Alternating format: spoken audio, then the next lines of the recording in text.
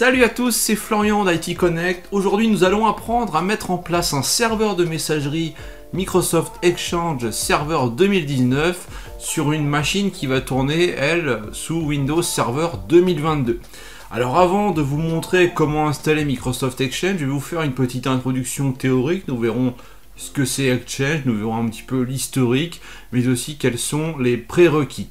Et puis je vous présenterai vite fait mon lab avant de passer à la phase de démonstration. Nous allons apprendre à installer Microsoft Exchange 2019. On verra aussi comment préparer le serveur, parce qu'il y a un certain nombre de prérequis à installer. Et puis enfin nous verrons comment prendre en main rapidement les différentes consoles. Et nous finirons par voir comment on peut restreindre l'accès à la console d'administration Exchange, puisque ce sera vraiment un élément très important, central, pour administrer la solution en elle-même. Alors si le programme vous plaît, n'hésitez pas à regarder la suite de la vidéo, mais avant cela, pensez à vous abonner à la chaîne YouTube. Alors qu'est-ce que Microsoft Exchange? C'est une solution proposée par Microsoft, soumise à licence et qui assure la fonction de serveur de messagerie électronique.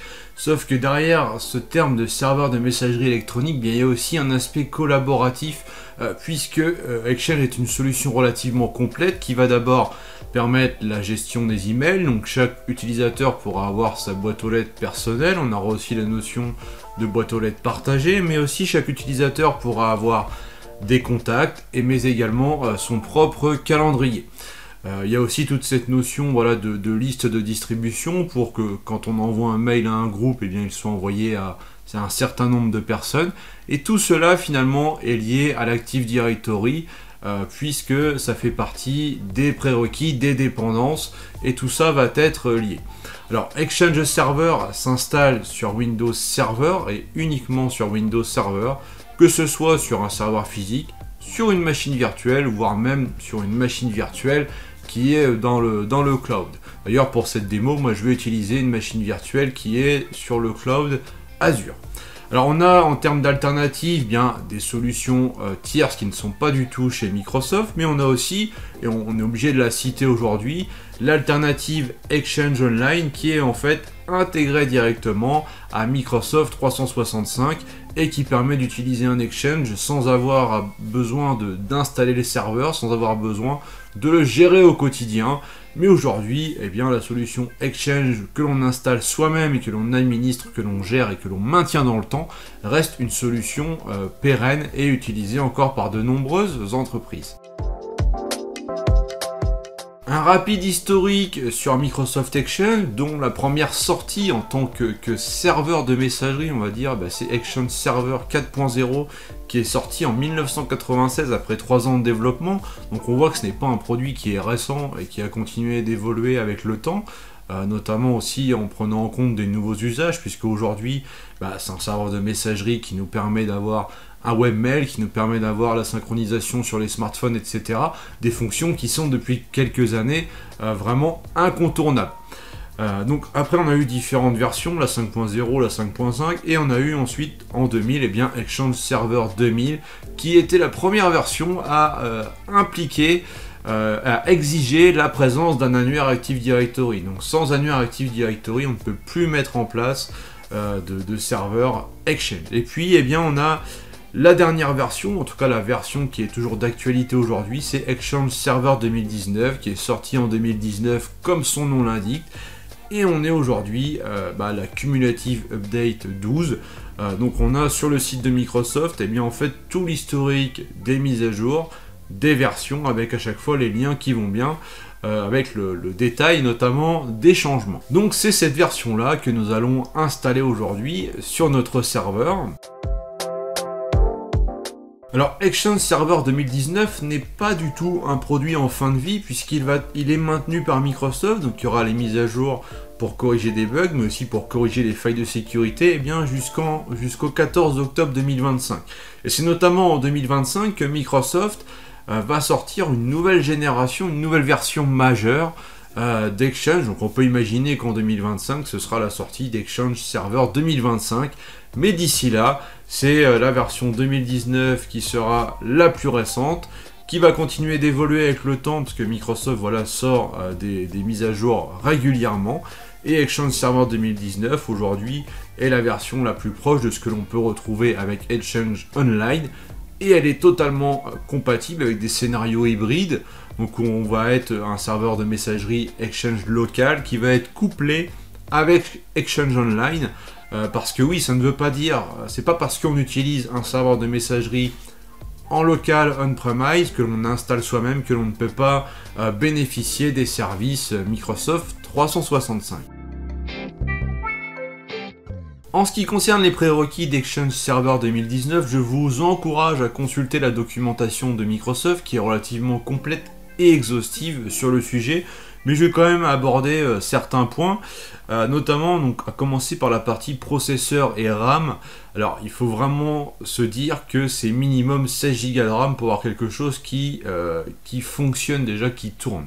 Après ça va dépendre aussi bien du nombre de boîtes aux lettres, de la charge finalement du serveur, parce qu'un Exchange avec 10 boîtes aux lettres ou 400, ça va pas forcément être les mêmes besoins.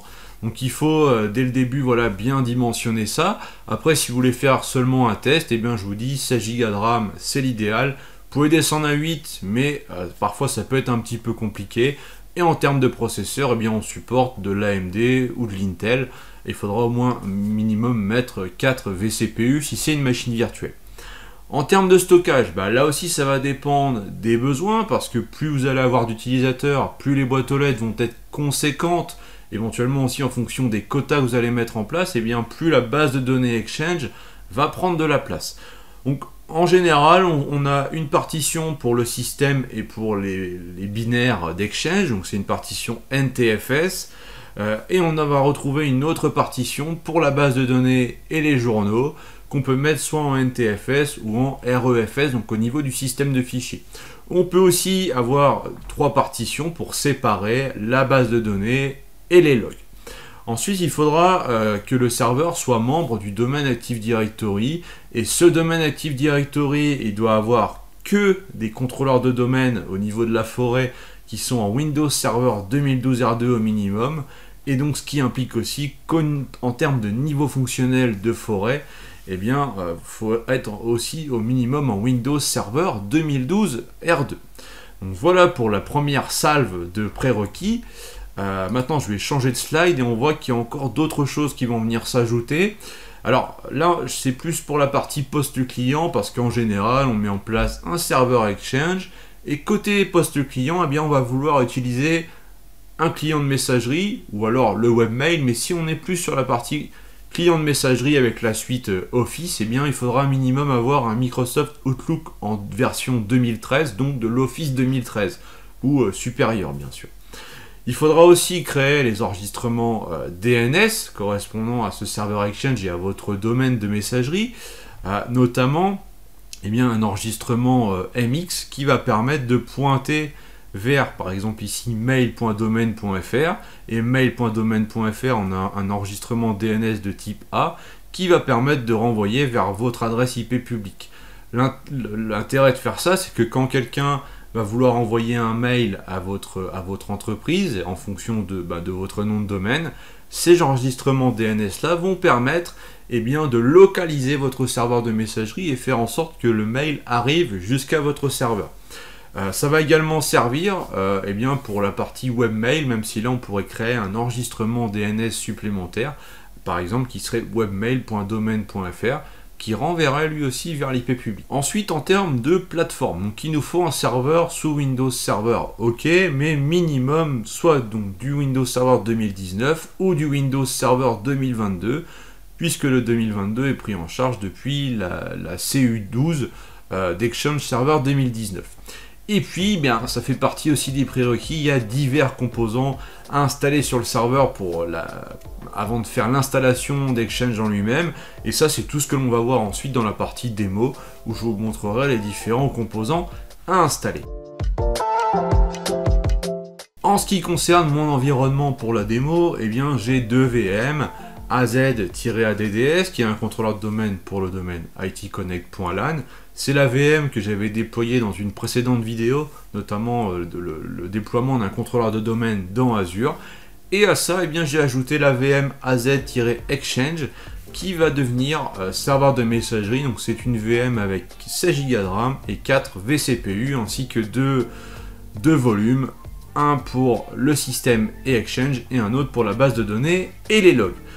Bien sûr en Windows Server 2022, ici c'est du data center, mais vous pouvez aussi faire avec de la version standard, que ce soit du 2019 standard, 2019 data center, et pareil pour du 2022.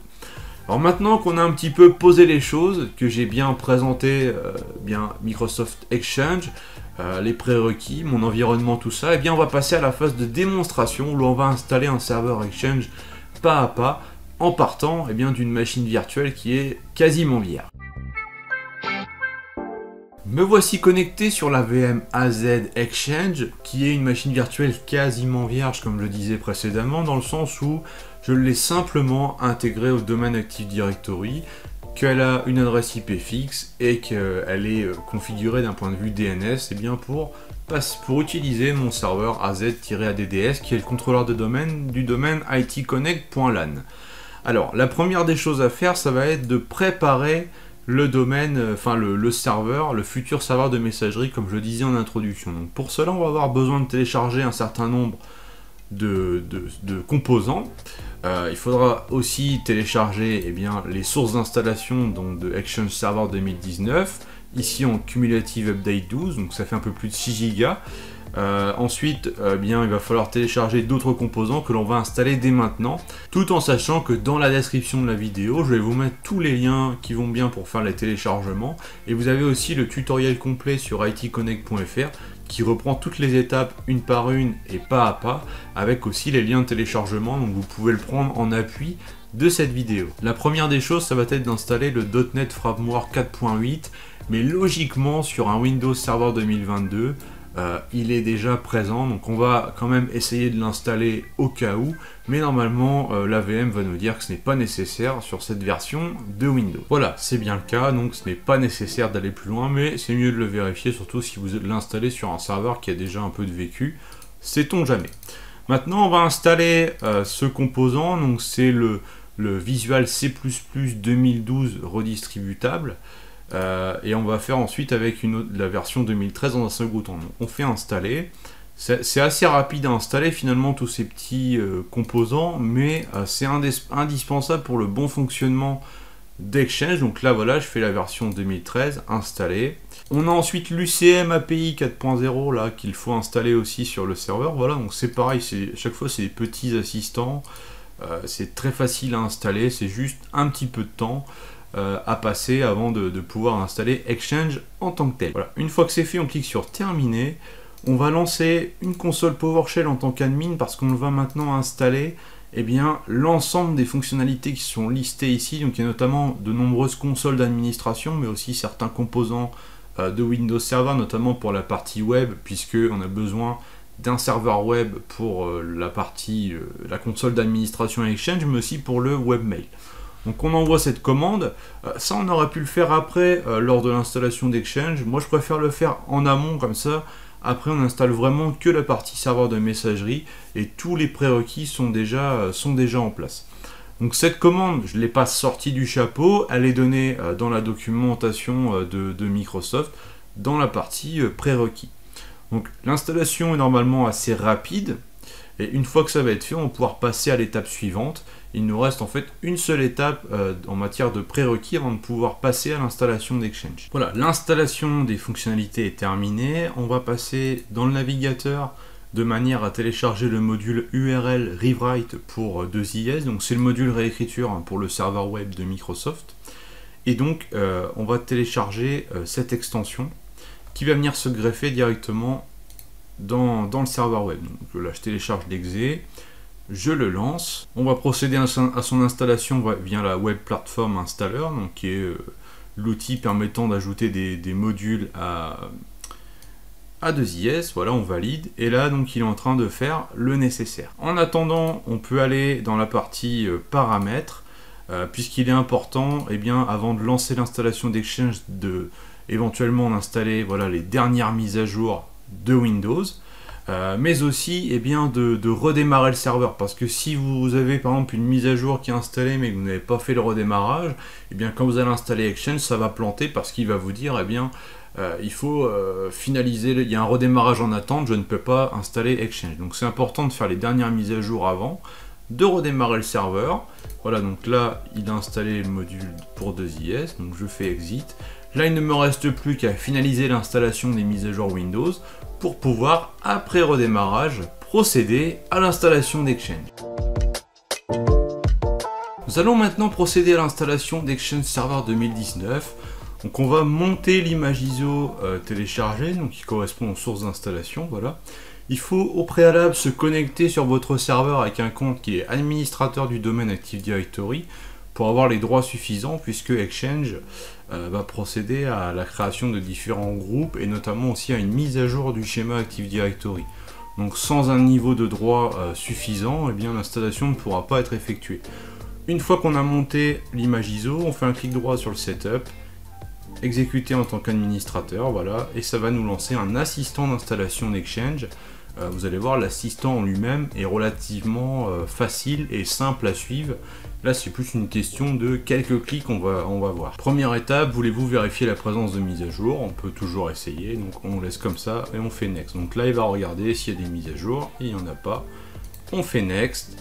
Il va copier donc les fichiers d'installation, il va en quelque sorte extraire les sources de manière à pouvoir faire l'installation d'Exchange par la suite. Donc là, il faut patienter quelques secondes. Une fois que c'est fait, l'étape introduction apparaît. Donc on fait suivant. On accepte les licences, donc soit première ou deuxième option. Première option, partage des données de diagnostic avec Microsoft. Deuxième option, on n'en partage pas. On fait suivant. Donc là, on utilise les paramètres recommandés. On fait encore suivant. On doit sélectionner les rôles que l'on souhaite installer. Donc ici, c'est le premier serveur de l'infrastructure Exchange. Donc il faut qu'on installe le rôle Mailbox et les outils de management, donc ces deux cases-là. Dans une infrastructure où il y a plusieurs serveurs, on peut être amené à choisir différents rôles, notamment le rôle de Edge Transport. L'option qui est ici, on ne va pas la cocher parce qu'en fait on a déjà nous installé toutes les options qui vont bien au niveau de Windows Server. Vous savez, la petite commande PowerShell que l'on a lancée précédemment. Donc on fait Next. On installe Exchange bien dans ces deux points. On verra ensuite qu'on peut déplacer la base de données sur une autre partition, mais ça se fait dans un second temps. Là, on doit choisir, indiquer le nom de l'organisation. Donc on va mettre par exemple IT Connect. Et il y a une option ici qui nous permet d'appliquer un modèle de permission spécifique. En fait, ça c'est utile si vous avez par exemple au niveau de votre service informatique une équipe qui gère Exchange, une équipe qui gère l'Active Directory. Ça va vous permettre de séparer les rôles avec des modèles de sécurité distincts. Si ce n'est pas le cas, que c'est le service informatique qui gère l'AD, l'Exchange, voilà les différents services. Il n'y a pas d'intérêt en fait à cocher cette option là. Donc vous pouvez faire Next. Voulez-vous désactiver la fonctionnalité d'analyse de logiciels malveillants? Donc on va mettre No. Dans certains cas, notamment en fonction des outils de protection que vous pourriez avoir installés sur votre serveur, il peut être nécessaire de désactiver la fonction dans Exchange pour laisser la main à la fonction propre à votre outil de sécurité. Ici, moi je n'ai rien, donc je vais je vais laisser activer la protection malware d'Exchange. Voilà, donc là il vérifie si on respecte bien tous les prérequis. Logiquement, ça doit être le cas puisqu'on a bien fait le travail en amont d'installation des différents composants. Sauf que là, j'ai une erreur, il me dit qu'il y a un redémarrage en attente. Donc ça, j'ai fait un petit peu exprès de l'avoir, de manière à ce que si vous avez cette erreur-là, c'est tout simplement qu'il faut redémarrer le serveur et relancer l'assistant comme on vient de le faire là. Et du coup, ça devrait passer. Ensuite, il vous avertit seulement ici qu'il va préparer donc votre Active Directory de manière à pouvoir accueillir Exchange. Une fois que tout est OK au niveau des prérequis, on clique sur Install. Différentes étapes vont s'enchaîner de manière automatique. L'installation là en tant que telle va être relativement longue. Quand je dis relativement longue, c'est-à-dire ça va prendre en général au moins 30 minutes, mais ça peut prendre peut-être même des fois 1 heure, 1 heure et demie. Donc là, il faut vraiment être patient. De toute façon, vous allez voir, les étapes vont s'enchaîner. Ça ne va pas normalement rester figé trop longtemps. Donc vous pouvez tout de même suivre ça tout en prenant tranquillement votre café. Voilà, félicitations, Microsoft Exchange Server 2019 est désormais installé. On n'a plus qu'à cliquer sur le bouton Finish. À partir de là, eh bien, c'est une nouvelle étape qui commence, puisque nous allons pouvoir maintenant voir comment prendre en main les différentes consoles pour pouvoir ensuite configurer, administrer le serveur Exchange. Avant de poursuivre avec Exchange, je me suis permis de faire un petit saut au niveau de la console Active Directory pour vous montrer la présence ici d'une nouvelle OU qui s'appelle Microsoft Exchange Security Groups et qui contient un ensemble de groupes permettant de donner des droits, notamment au niveau de votre serveur Exchange. On a par exemple ici le groupe Exchange Server qui lui va tout simplement contenir l'ensemble des serveurs Exchange de votre structure. Donc on voit ici que l'on a le serveur AZ-Exchange. Il faut avoir connaissance de ces groupes puisqu'en fonction des besoins, on peut être amené à ajouter des membres ou à en retirer avec le temps. Maintenant je vais basculer sur le serveur Exchange fraîchement installé où dans le menu démarrer, ici nous allons retrouver un dossier Exchange Server 2019 avec un raccourci vers le centre d'administration totalement en mode web et également un autre raccourci vers le Shell Exchange Management Shell. Donc ça c'est une console d'administration que l'on va découvrir juste après. On va lancer la console d'administration. Donc elle est accessible en fait en mettant l'adresse du serveur Exchange. Donc ici ça a été remplacé par localhost vu qu'on se situe sur le serveur en lui-même /ECP. Donc voilà, on fait Advance, on valide, comme ça on va pouvoir accéder à la console puisque par défaut en fait il n'y a pas de certificat positionné et en plus on est sur du localhost.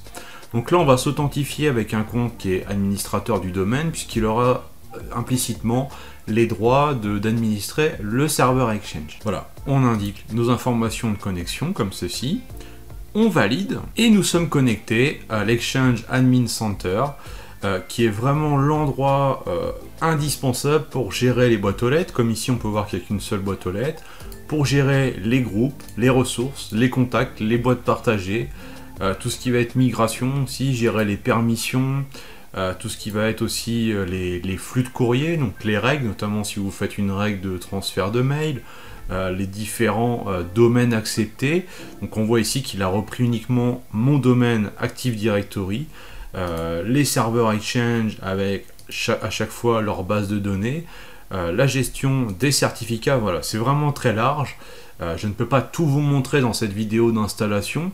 Voilà, on se concentre vraiment sur la mise en route, mais c'est vraiment cette console qui va vous permettre d'administrer votre serveur Exchange au quotidien, et pour certaines fonctions notamment un petit peu plus avancées, eh bien on va du coup s'appuyer plutôt sur l'Exchange Management Shell qui lui est la console en ligne de commande. Il faut savoir aussi que si je vais sur https://localhost/owa, eh bien je vais accéder là au webmail en tant que tel. Donc le webmail, ça va vraiment être là l'accès à ma boîte de messagerie, à mes contacts, à mon calendrier, en fonction du compte avec lequel je vais me connecter. Donc ici, il a repris directement le compte avec lequel je me suis connecté sur le centre d'administration.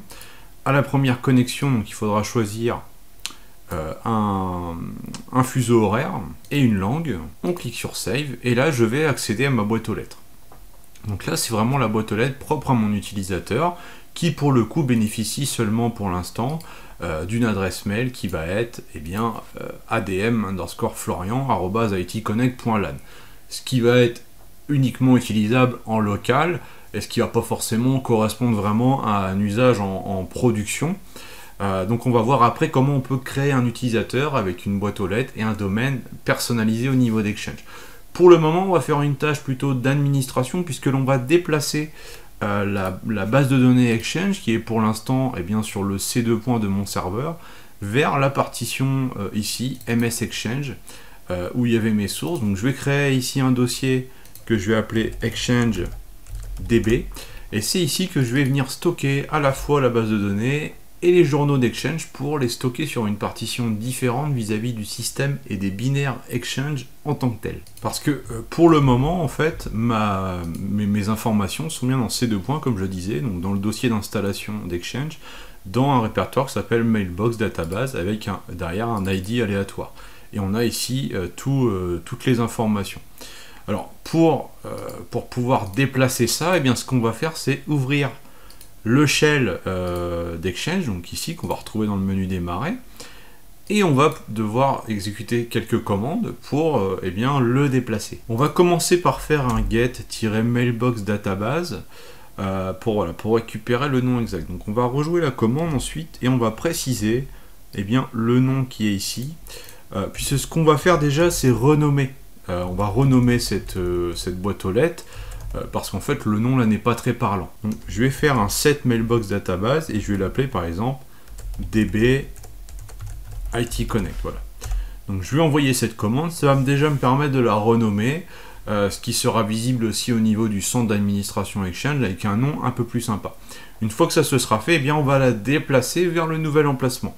Et pour cela, eh bien, on va aussi utiliser une commande PowerShell, puisque l'on va faire un move database pass avec le nom de la base de données, donc db IT Connect comme ceci, suivi de deux paramètres, donc le edb file pass, donc ça ce sera le chemin vers la base de données, donc dans s2.exchange-db, et le log folder pass, où là en fait on cible un dossier log qui sera créé par la commande, toujours dans le même dossier sur la partition S.